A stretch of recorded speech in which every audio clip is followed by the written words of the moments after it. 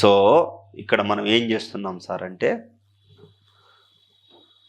Time అవ్వంగానే చెప్పండి, 6 to 8 మన class. Okay, మనం వెళ్ళిపోదాం. ఏమైంది? సరేనా? నాకు తెలిసి మలేరియా ఒకటే అవుతుంది సరే అన్నమాట. ఇంకెన్ని ఉన్నాయి? మలేరియా ఒకటే అవుతుందా? అంటే మలేరియా తర్వాత ఏముండే? ఫంగస్ కూడా ఉందా? అయిపోతుందా? ఓకే, సరే. మానవుడిలో పూర్తి చేసుకునే క్రమంలో మానవుడిలో మలేరియా వ్యాధిని కలుగజేస్తుంది. ప్లాస్మోడియం అనేది దోమకాటు వల్ల స్పోరోజాయిడ్స్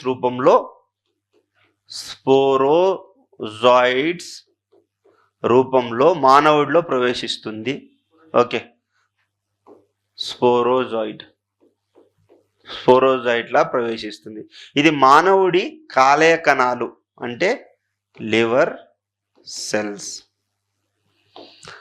ఎర్ర రక్త కణాలలో అలైంగిక ప్రత్యుత్పత్తిని జరుపుతుంది. Okay, that means in this blood asexual reproduction will taking place. Asexual reproduction is taking place in the blood cell. After that, ఈ దశలో దోమ మానవుడిని కుట్టినప్పుడు ప్లాస్మోడియం దోమలోకి వెళ్తుంది. Here whenever the mosquito is biting, okay, it is mosquito. Whenever it is biting, this plasmodium entering into the mosquito with the blood.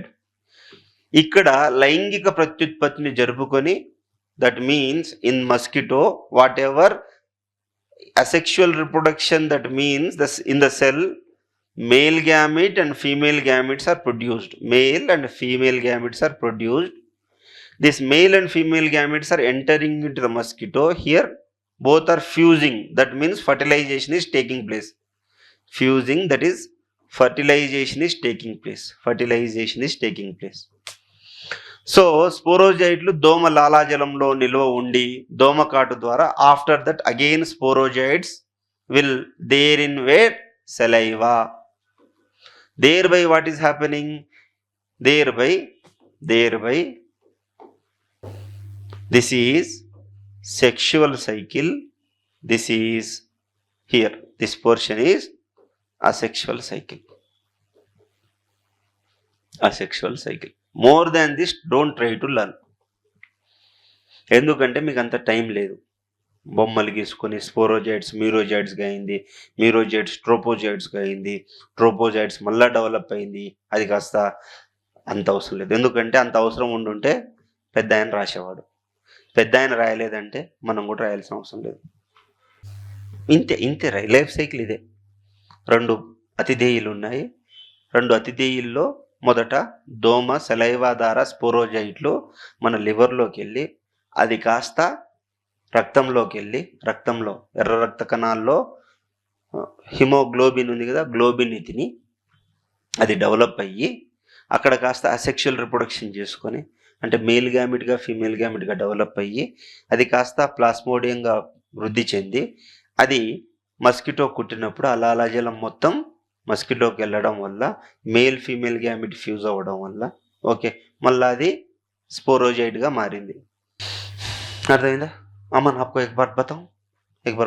चलो देखो भाई, कुछ नहीं, यहाँ पे कुछ नहीं पढ़ रहा है हम. We are getting, this is mosquito for your kind information. This is mosquito. In the mosquito, saliva is there. As we have saliva, this mosquito also has a saliva. In the saliva, sporozoids are there. Sporozoids are nothing but protozoa. Have you seen paramecium in the science class? Same thing happening will be there. It is entering, whenever it bites, it will go from here to the liver. Okay, here right side liver is there, left side stomach is there. In liver it will go there, it will develop little. Whenever it is developing little, it goes to the blood. In the blood we have blood cell hemoglobin. It will eat hemoglobin and it matures as asexual reproduction. It is maturing. Then male gamete and female gamete are forming. Okay, they are matured enough. Whenever they are matured enough, they are called as what? Plasmodium. Okay, whenever this plasmodium are there in the blood, whenever mosquito again, whenever it is biting us, okay, it releases saliva inside our body and it sucks the blood. Whenever it is sucking the blood, the matured male and female this plasmodium getting into the body of mosquito. In the mosquito, the male and female gamete fuses together. They are producing the childrens. These bloody childrens are called as sporozoites. These bloody children's got age of 25 and getting a marriage is called youth. Youth is plasmodium. Kids are sporozoites. Okay, kids are sporozoites, adults are plasmodium. Whenever they are getting marriage venue ekkada? Marriage venue mosquito యొక్క పొట్ట. Schooling ఎక్కడ? Schooling నీ లివర్లో. Schooling లివర్లో, కొంచెం advance hood వచ్చేసరికి బ్లడ్లో. ఆ విధంగా పెద్దోళ్ళు అయ్యారు ప్లాస్మోడియం లాగా. మ్యారేజ్ అయ్యేది వెన్యూ దోమలు. మీరందరూ పెళ్ళికి రావాలి, విందు భోజనాలు ఉంటాయి. అదే చలి జ్వరము, వాంతులు. ఓకే, సో ఇక్కడ విషయం కరెక్ట్. మీరు చెప్పింది హీమోజాయిన్, సరే సార్ చెప్పినట్టుగా హీమోజాయిన్ అనే ఒక టాక్సిన్ని రిలీజ్ చేస్తుంది. ఈ టాక్సిన్ రిలీజ్ చేసినప్పుడు మనకి ఏమవుతుంది సార్ అంటే ఫీవర్ వస్తుంది. బేసికల్లీ మనం లేమెన్కి ఎలా చెప్తాము అంటే it is a scientifical thing.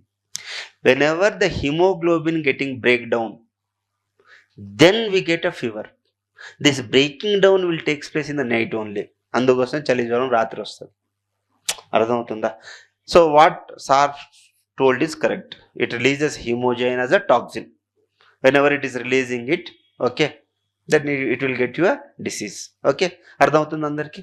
So if you want to write this right, otherwise if you don't have that much technicality, use this simple topic and you will get a this thing.